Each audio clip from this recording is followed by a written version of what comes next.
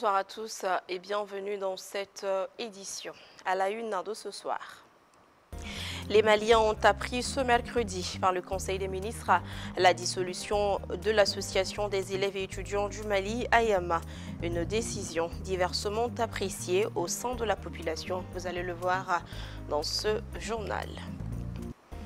L'allocation du Fonds mondial de lutte contre le sida, la tuberculose et le paludisme pour la période 2024 à 2026 est officiellement lancée ce jeudi. Cette cérémonie marque le démarrage des activités du cycle CG7.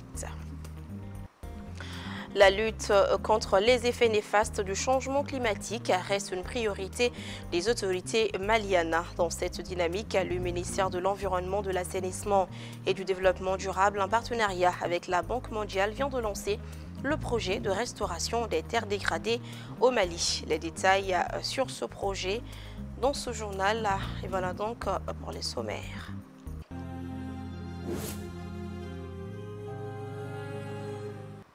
Un honneur de vous retrouver pour cette nouvelle page d'information. Bienvenue à tous.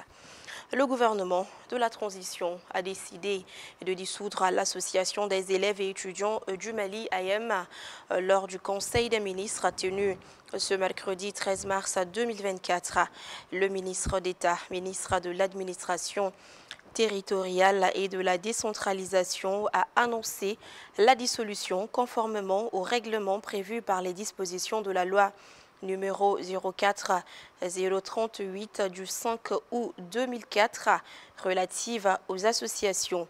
Le colonel Maïga affirme que ces actions vont à l'encontre de ses objectifs qui sont la défense des nobles causes des élèves et étudiants, soulignant que l'association a été plusieurs fois accusée d'être responsable de violences et affrontements dans le milieu scolaire et universitaire, caractérisé par de nombreux accrochages à main armée entre les différents clans. En conséquence, l'association des élèves et étudiants du Mali, AEM, a été purement et simplement dissoute. Cette décision de dissolution de l'AEM est diversement appréciée par la population bamakoise. Aussi pour certains, c'est une décision salutaire. D'autres estiment qu'il devait d'abord avoir le dialogue avant d'en arriver là. Le Lomadi Bati. Le mercredi 13 mars 2023, le ministre d'État, ministre de l'Administration territoriale et de la décentralisation, a informé le Conseil des ministres de la dissolution de l'Association des élèves et étudiants du Mali, AEM, une organisation qui avait reçu son récépissé depuis 20 avril 1991. Le président des anciens de l'AEM ne partage pas la décision. Je crois qu'il y a des choses qui se décident sans beaucoup de concertation, sans beaucoup d'échanges. Et il est important aujourd'hui que ce soit su et connu. Nous ne pensons pas que ce soit la bonne décision.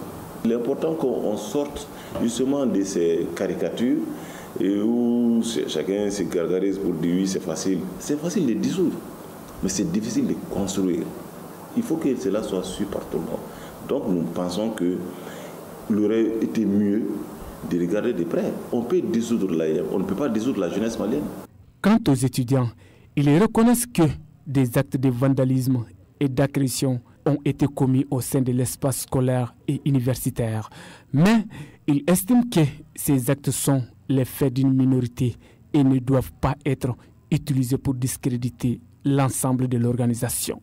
Ils soutiennent que l'AEM a un rôle important à jouer dans la défense des droits des étudiants et dans la promotion d'un environnement d'apprentissage sain et sécurisé. Aujourd'hui, dans ce monde du XXIe siècle-là, partout au monde, vous ne trouverez pas une éducation dont il n'y a pas une structure mise en place qui répond, c'est-à-dire qui lutte pour le droit matériel et moraux pour leurs étudiants. Alors, une fois de plus, nous lançons l'appel aux autorités de la transition de vraiment revoir la situation de l'AEM. Ce n'est pas une très bonne nouvelle, malgré que des fois l'AEM fait des choses qui ne sont pas bonnes aussi. Mais les élèves aussi ont besoin des gens pour défendre leurs droits. On ne peut pas rester dans les villes comme ça. Il faut que, même si même s'ils ont fait ça, il faut qu'ils essayent de mettre quelque chose qui peut, c'est-à-dire défendre les élèves, réclamer les droits des élèves. Selon le communiqué, la dissolution de l'AEM contribue à la réalisation de l'une des recommandations des Assises nationales sur l'éducation. Un argumentaire qui ne convainc pas tout le monde. Il n'avance aucun argument objectif allant vers la dissolution, et le gouvernement y compris. Quand le gouvernement dit que c'est les assises, les assises sur l'éducation, il y a eu combien d'assises? Est-ce que les résolutions ont été appliquées? Les assises ne disent pas de dissoudre. Donc moi je pense qu'aujourd'hui, à ce moment, il appartient aux élèves et étudiants. Pour certains, cette décision des autorités de la transition est salutaire.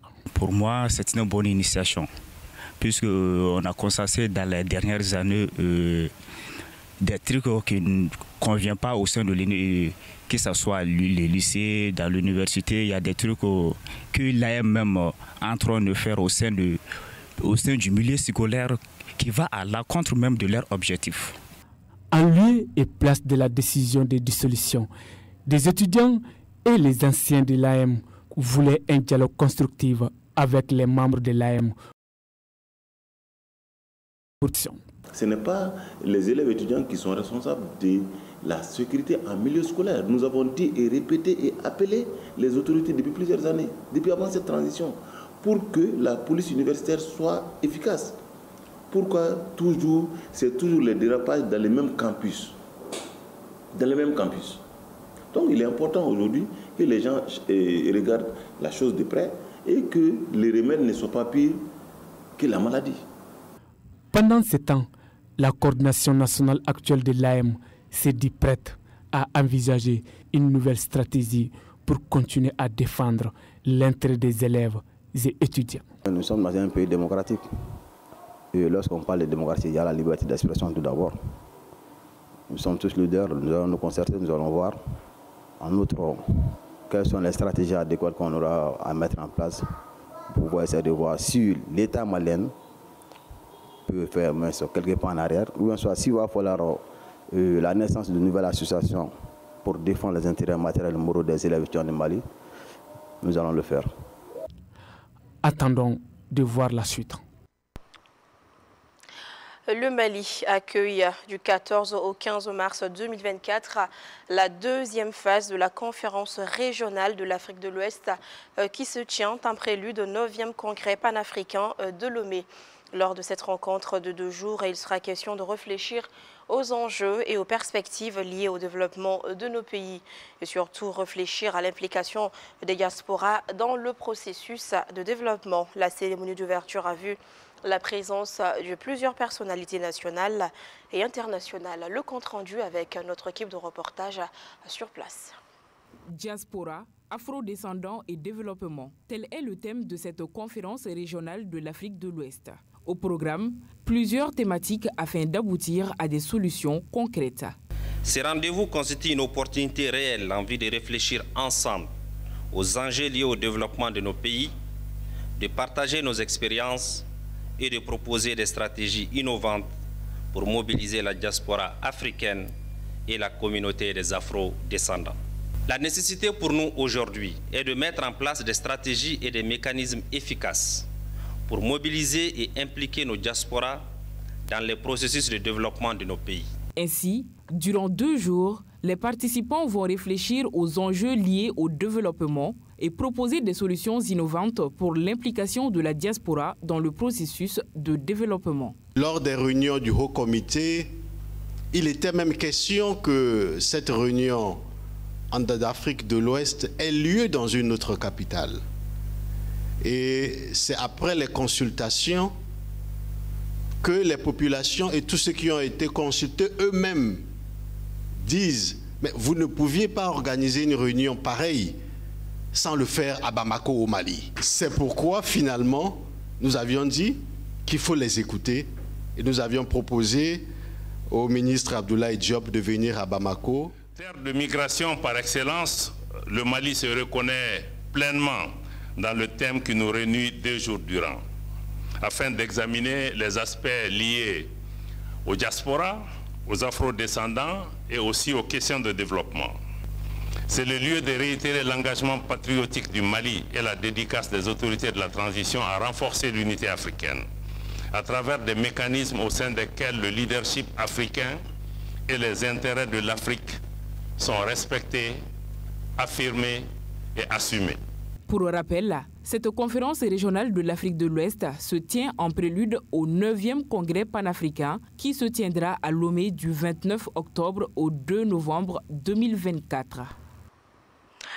Par ailleurs, le ministre de la Santé et du Développement social a procédé ce jeudi 14 mars au lancement de l'allocation du Fonds mondial contre la lutte contre le sida, la tuberculose et le paludisme pour la période 2024 à 2026. Il s'agit à travers ce lancement d'informer les autorités publiques et les partenaires du Fonds mondial du démarrage effectif des activités du cycle CG7. Cette cérémonie s'est tenue dans un hôtel de la place en présence des partenaires techniques et financiers et de nos deux reporters, Awasanogo, Zakaria Omar Keïta. Dans le souci de renforcer le système de santé au Mali, le département de la santé et du développement social et ses partenaires ont procédé au lancement du démarrage officiel des activités de la nouvelle subvention du Fonds mondial dont l'exécution couvre la période 2024-2026. Le sida, la tuberculose et le paludisme demeurent des défis majeurs pour notre nation, mais nous sommes résolus à les surmonter avec détermination et persévérance. Le Fonds mondial, par le biais de ses subventions GC7 et C19RM, offre une opportunité extraordinaire pour renforcer nos efforts afin d'élargir notre portée, d'améliorer l'accessibilité aux soins de santé et renforcer notre infrastructure médicale. Principal organe de recherche de financement contre le sida, le secrétariat exécutif du Haut Conseil national de lutte contre le VIH s'est réjoui du renouvellement de cette décision du Fonds mondial pour les 36 prochains mois. Le Fonds mondial a renouvelé ce financement. C'est un plaisir pour le secrétariat exécutif sur les 3 prochaines années, réellement qu'il y ait une constance, quand même qu'il y ait les moyens pour pouvoir accéder réellement au traitement chez les PV-VIH. Ça, c'est une grande chose, réellement un grand pas, réellement qui est une fierté pour nous tous. L'ambassadrice des États-Unis au Mali a réitéré son engagement à soutenir le Fonds mondial pour la bonne mise en œuvre des programmes. Ici au Mali, en plus de nos contributions financières au Fonds mondial, les États-Unis s'engagent activement à soutenir le programme national de lutte contre le VIH-Sida du Mali par l'intervention soutenue par la PEPFAR, Bamako, Ségou et Sikasso. L'occasion a été saisie par le ministre de la Santé et du Développement social pour remercier le Fonds mondial et ses partenaires pour le soutien au développement de la santé dans notre pays. Le montant de la subvention GC7 octroyée s'élève à 101 378 831 €, soit environ 66 500 153 846 francs CFA pour la période 2024-2026. De mon côté, je tiens à vous rassurer que mon département mettra tout en œuvre pour garantir une gestion transparente, rigoureuse des fonds et atteindre les objectifs contractuels. Les 3 principaux bénéficiaires sélectionnés pour la mise en œuvre des subventions sont le Plan Mali, l'Arcade Santé Plus et l'unité des mises en œuvre du renforcement du système de santé. Le ministère de l'Environnement, de l'Assainissement et du Développement durable a, quant à lui, avec l'accompagnement technique et financier de la Banque mondiale, a lancé ce jeudi le projet de restauration des terres dégradées au Mali. L'objectif est d'accroître l'adoption de pratiques et de restauration des terres dégradées intelligentes par rapport au climat afin d'accroître les opportunités de revenus au Mali. Tenue dans un hôtel de la place, la cérémonie de lancement a été présidée par le Premier ministre Amadou Diarra. Comme son nom indique, le projet de restauration des terres dégradées au Mali, PRTD Mali, a pour but de restaurer les terres dégradées au Mali. Le projet de restauration des terres dégradées au Mali est stratégique, structurant et innovant. Elle est stratégique parce qu'elle permettra aux décideurs d'évaluer de manière plus précise tant la qualité que la quantité que la qualité de son patrimoine naturel. Elle est structurante car ces résultats permettront d'orienter plus efficacement la politique nationale en matière de gestion des ressources naturelles. Elle est également innovante car sa réalisation se fera à travers une approche d'apprentissage qui permettra à ce genre d'exercice de se faire de manière régulière par l'administration plutôt qu'être dépendant de financements opportuns. Environ 2 millions de personnes vivent sur les terres dégradées au Mali.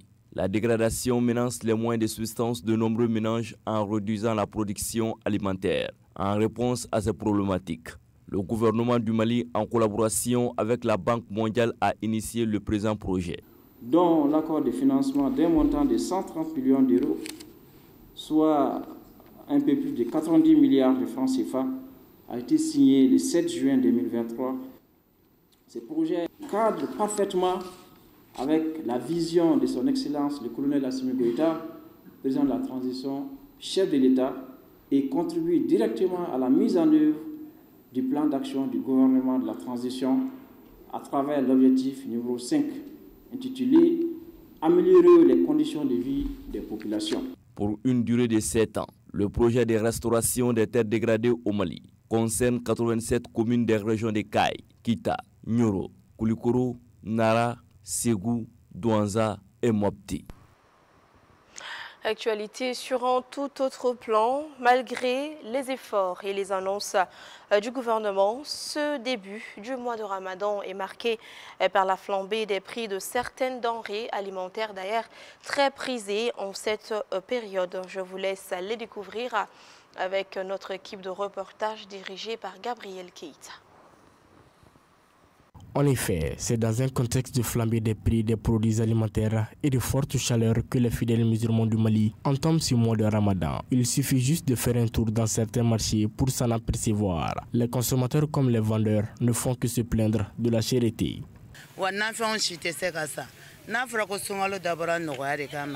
On ne peut plus acheter les condiments, surtout en cette période de Ramadan. Le prix de l'huile a augmenté. On prie Dieu pour que les prix soient revenus à la baisse en cette période de Ramadan. Je suis vendeuse ici au marché, mais les produits sont très chers. Ce n'est pas ici seulement, mais c'est partout. Les quinqueliba, la citronnelle sont tous chers en ce mois de Ramadan. Les périodes ne sont pas les mêmes. Les condiments sont chers, mais maintenant, le prix de l'oignon, de la pomme de terre et de quelques condiments sont à la baisse. Cependant, le prix du sac de quinqueliba est à 10 000 francs. Le gingembre qui était à 400 francs le kilo est maintenant cédé à 500 francs. Autrefois, si tu donnais 2000 francs pour le frais du condiment, maintenant il faut aller jusqu'à 2500 ou 3000 francs CFA. C'est vraiment difficile en ce moment. Malgré les dispositions annoncées par les autorités, les consommateurs se plaignent de l'instabilité des prix. Face à cette situation, ils recommandent aux autorités, à défaut d'une réduction des prix des produits alimentaires, de prendre des dispositions pour les stabiliser.